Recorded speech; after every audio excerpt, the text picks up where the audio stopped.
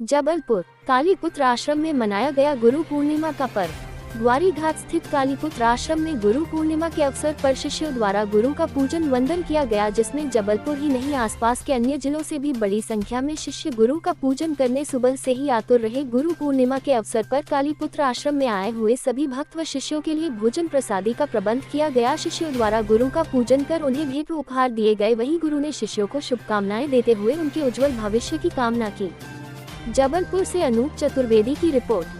आज गुरु पूर्णिमा का पर्व है और गुरु पूर्णिमा जो पर्व है, जो ब्राह्मण श्रेष्ठ है इस भूमि में, मृत्यु लोक है, और ब्राह्मण ही गुरु की, ब्राह्मण गुरु शरीर हो, उससे दीक्षा लेना चाहिए।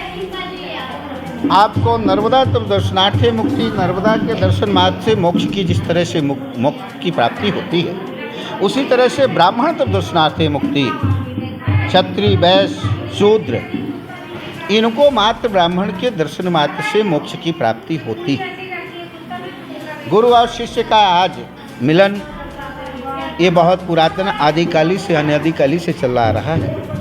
मैं आज एक गुरु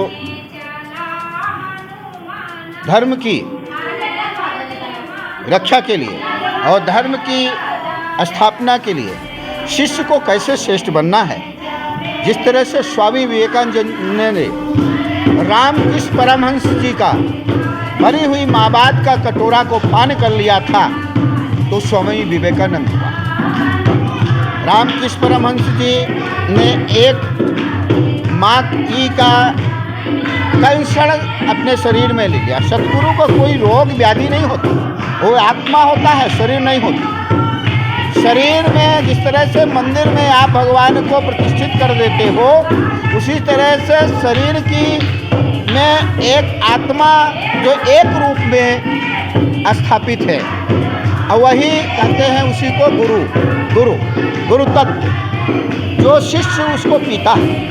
तो रामकृष्ण परमहंस जब उस माँ का कैंसर आया, रामकृष्ण परमहंस का, और सारे शिष्यों ने दूर डॉक्टर को बुला करके उस कष्ट को उस दवाई करवाते थे।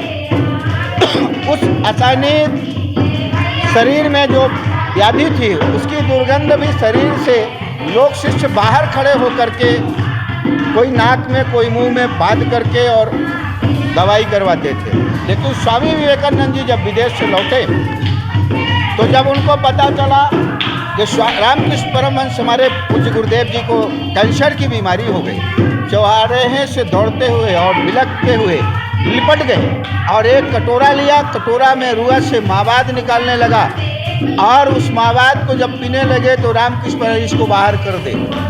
स्वामी विवेकानंद ने कहा, जिसके बाहर की कृपा से आज स्वामी विवेकानंद और अंदर की अमृत को आप बोल रहे हैं बाहर कर दे, ऐसे ही स्वामी विवेकानंद होते हैं। तो आज मैं देश के इस भूमि में, विश्व में, पूरे विश्व को संदेश इस चैनल के माध्यम से देना चाहता हूँ कि ये चैनल वहाँ तक आवाज़ पहुँचाए कि स्वामी विवेकानंद पैदा हो, शिष्य स्वामी विवेकानंद एक हुए, और जो भी गुरु के पास जाता है वो स्वामी विवेकानंद बन के जाए, यही मैं आशा करता हूँ और यही मैं अपेक्षा करता हूँ। इस भूमि में रामकृष्ण परमहंस भी हैं। अगर शिष्य स्वामी विवेकानंद जैसे भाव वाला आएगा, तो रामकृष्ण परमहंस जिस तरह से राम ने वेश देख करके रावण को साधु मान करके अपनी पत्नी का हरण करवा लिया, अगर उस भाव से हम आएंगे तो हम स्वामी विवेकानंद बन के जाएंगे। इन्हीं शब्दों के साथ गुरु पूर्णिमा के पर्व पर पूरे विश्व में, पूरे भूमि में सभी को मैं बहुत बहुत शुभकामना, बहुत बहुत आशीर्वाद और बहुत बहुत ये संदेश के माध्यम से अपेक्षाएं। आप इस शब्द को ग्रहण करिए और आत्म तत्व को, अपनी उन्नति को, अपनी श्रेष्ठता को, अपनी प्राप्तता को, अपनी धर्म को आप जाने समझे, उसको पिए। जय श्री राम।